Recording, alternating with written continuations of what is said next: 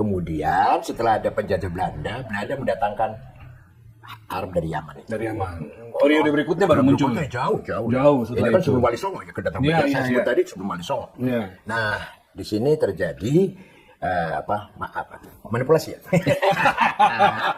Sengaja memamerkan ya, memasang gelar Habibnya itu supaya mendapatkan posisi yang lebih terhormat daripada yang lain.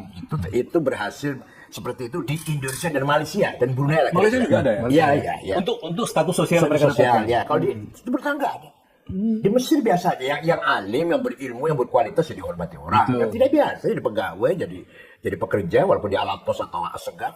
Hanya di kita ini. Nah, saya bukan ahli nasab ya, Hanya saja secara rasional, mereka itu katanya akhirnya Ubaidillah bin Ahmad Al-Muhajir bin Isa.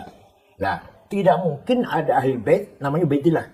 Karena Ubaidillah itu gubernur Irak yang membunuh Sayyidina Husain dan saudara-saudara di Karbala. Namanya Ubaidillah. Peristiwa Karbala itu. Ya, namanya Ubaidillah. Ya, yang eksekutornya itu atas perintah Yazid, Khalifah Yazid. Ya. Al-Amawi. Maka ahli bait itu enggak ada namanya Yazid. Cari ada yang namanya Yazid. Enggak ada. Amr, enggak ada. Muawiyah, enggak ada lagi malah. Begitu Ubaidillah, enggak ada. Cuma enggak ada nama Ubaidillah.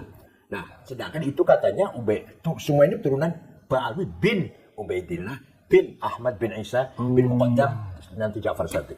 Jadi menurut saya secara rasional saja tidak mungkin ada Habib namanya Ubaidillah.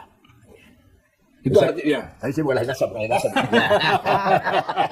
Pak Mahfud juga beberapa kali ditanya soal itu kan.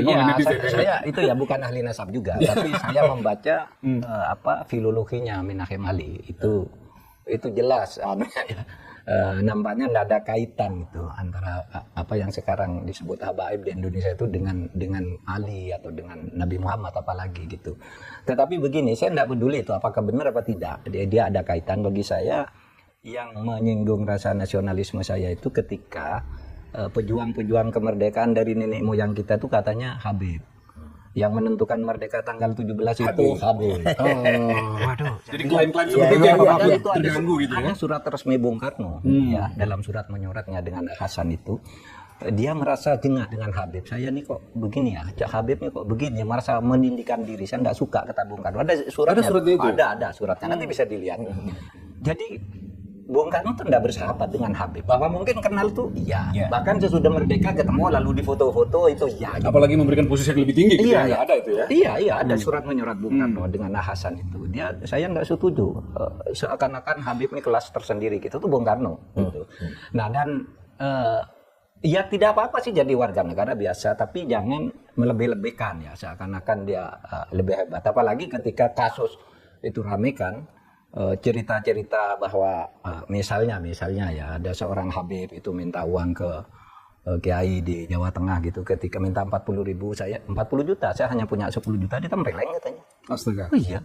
Lalu di Madura itu ada seorang punya istri cantik, kalau kamu ingin masuk surga keturunanmu diminta istrinya, dibolehkan gitu. Dan orang-orang di kampung kita biasanya yang merasa bangga banget gitu. Ini sejak kapan kita jadi budanya orang-orang Yaman? Maka saya sebagai anak bangsa tersinggung, apalagi cerita-cerita khurafatnya itu bisa nurunkan emas. Kalau bisa nurunkan emas banyak di YouTube itu, Pak. Iya, bahwa kalau seorang Habib yang gila itu lebih mulia dari 70 kepala kiai gitu kan ada.